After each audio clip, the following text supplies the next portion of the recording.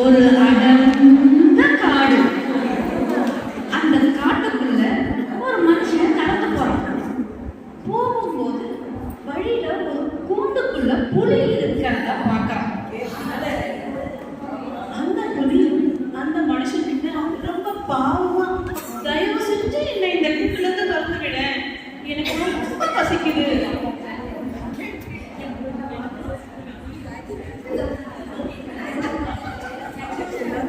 எனக்கு ரொம்ப பசிக்குது, இந்த கூண்டை விட்டு என்னை அனுப்பிச்சு விட்டுரு, சத்தியமா உன்னை நான் சாப்பிடவே மாட்டேன் அப்படின்னு ரொம்ப கெஞ்சுது.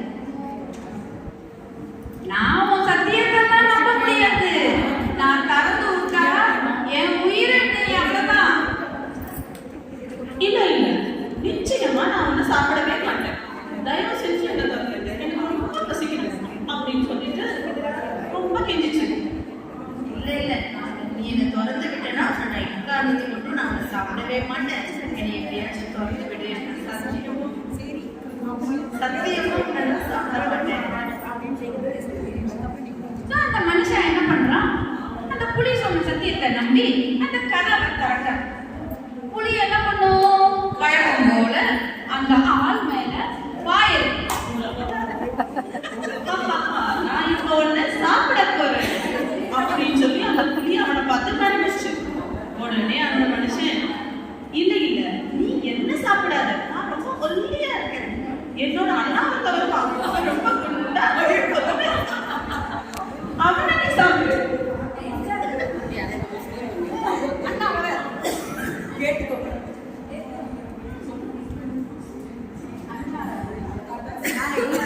அங்க அண்ணா வரேன்னு சொல்லிட்டு இந்த பயந்து இந்த புலி வந்து உள்ள அனுப்பிடும், உலகுல அனுப்பிடும்.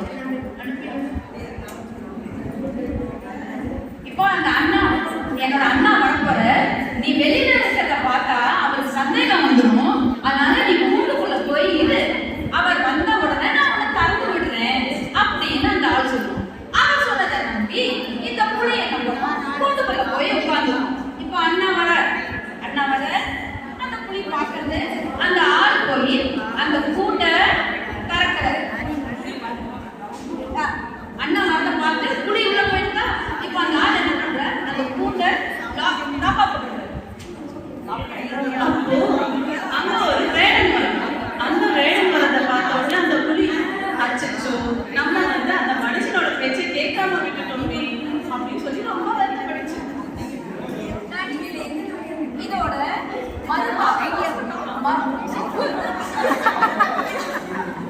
இதோட கண்டினியூஷன் செகண்ட் பார்ட்